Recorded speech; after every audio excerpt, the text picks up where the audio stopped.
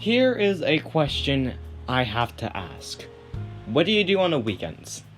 Is it watch YouTube on your phone, Chromebook, or TV?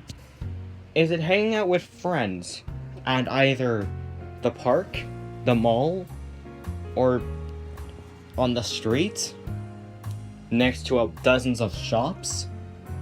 Or, as the video is literally kinda based on, play video games. If you play video games, then good for you, you're a gamer, congratulations. But what game should you play?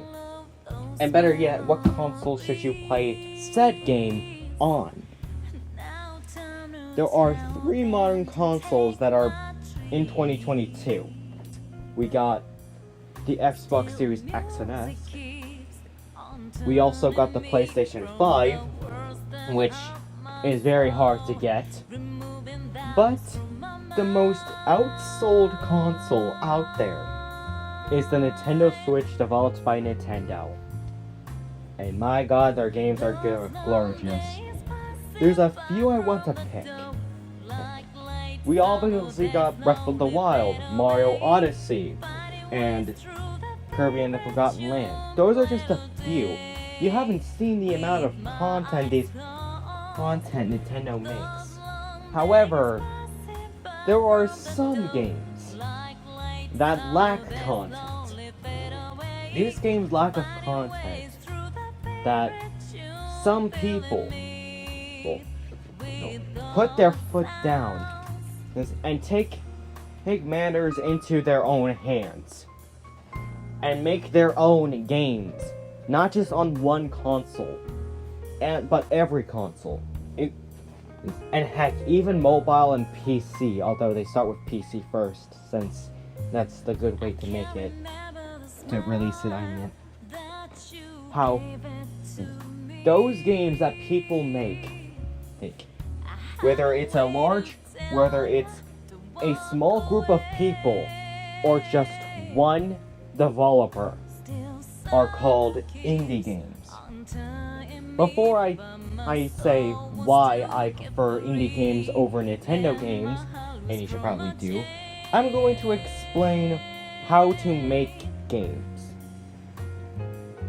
And making games is actually referred to as game development. Game development is no easy task. It takes skill, knowledge, and brain to master. Plus you need a pretty decent or a good laptop or PC if you have one, and a good development software to make games on. There are easy game development options like RPG Maker, but the more complex ones are Unity, Godot, and the Unreal Engine. Those are the free ones. Some game developers use Game Maker Studios.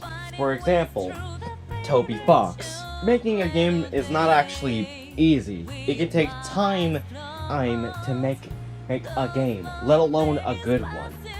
So now I got game development cleared into your brains, I'm going to touch on the Nintendo games first, since Nintendo is kind of my favorite company. So there's 5 games, well actually 6 games that had lack of content. Starting with Mario Tennis Aces. Mario Tennis Aces is an unfinished project. Sure, their updates ended, but still, it's kinda unfinished. There's like barely anything. The next game is Kirby Star Allies. There was less playable characters besides the enemies you can befriend, and most of the characters had to come in updates. Animal Crossing New Horizons was next, and it didn't have the features from the previous games. We had to wait an entire year in November in order to get those content updates, including paid DLC, by the way. Then we got Mario Golf Super Rush, a game that got 2 updates and called it quits. Then the 2 new games in this era, in this year to be precise, are Nintendo Switch Sports and Mario Strikers Battle League.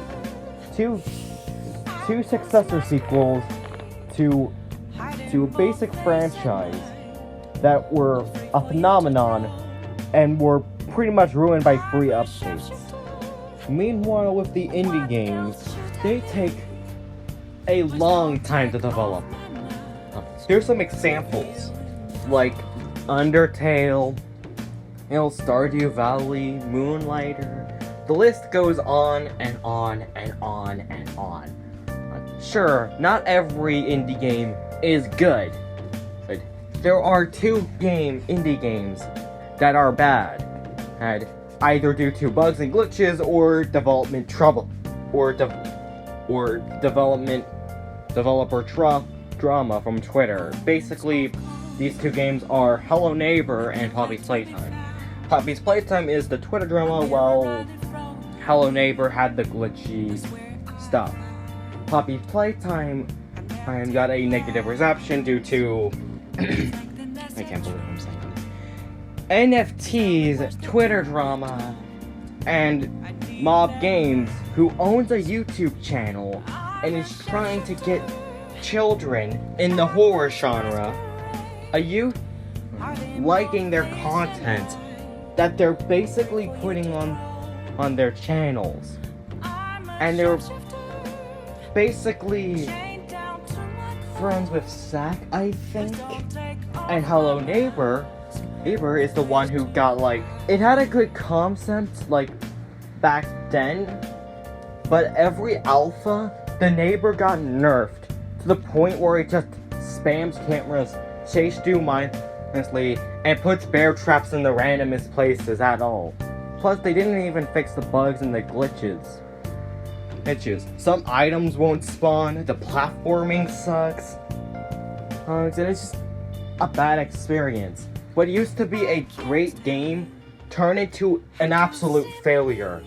Plus, the only reason why it got successful in the first place is because of the children audiences.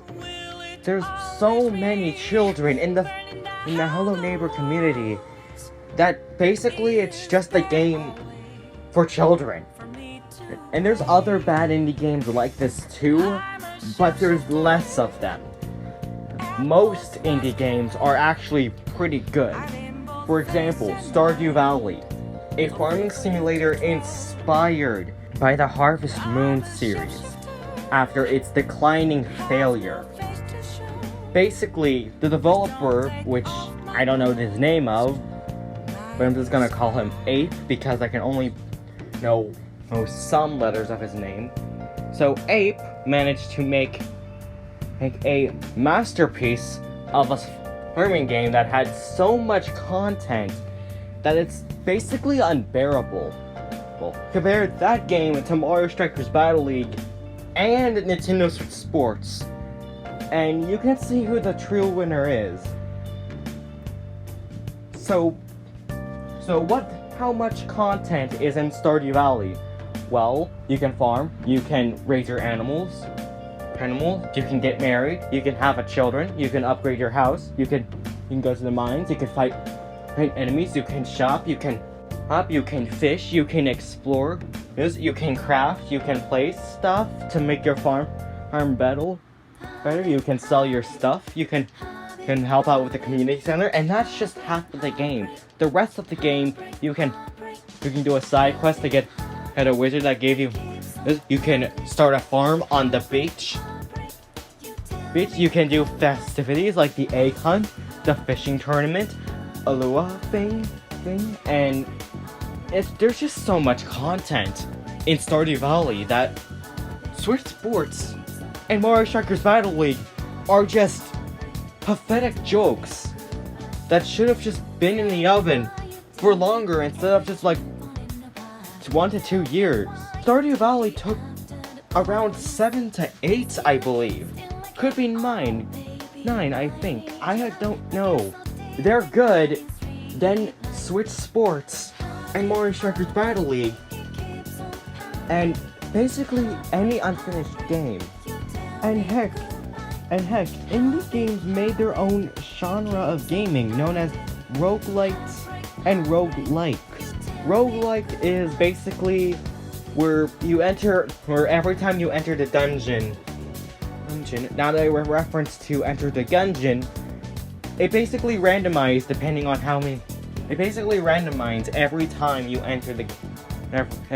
enter a specific dungeon, and you get more stronger as you progress. In roguelites, it's basically that, but instead of growing stronger in the dungeon, you can grow stronger outside of the dungeon to go back and beat the dungeon that you were stuck on for the past couple of days. Moonlighter did this very well, I think, and it's also a shopkeeper game. You can run a shop in a roguelite game and improve your town in a roguelite game. I mean, indie games have the best freedom in them, but okay, I guess. So sure, there are still good Nintendo games. Like, for example, the most recent game, Kirby's Dream Buffet and Xenoblade Chronicles 3. Those games are pretty good. I actually beat Xenoblade 3 in 3 days, and I didn't get Kirby's Dream Buffet. So, yeah, I'm kind of missing out. But this is the end of the video. Let me know what you think about my points. If you think I'm wrong or you're correct, leave in the comments below. In fact, please subscribe and comment and like and share this video with friends or family. I'm legit close to 200 subscribers, and it would be very helpful. Okay, bye.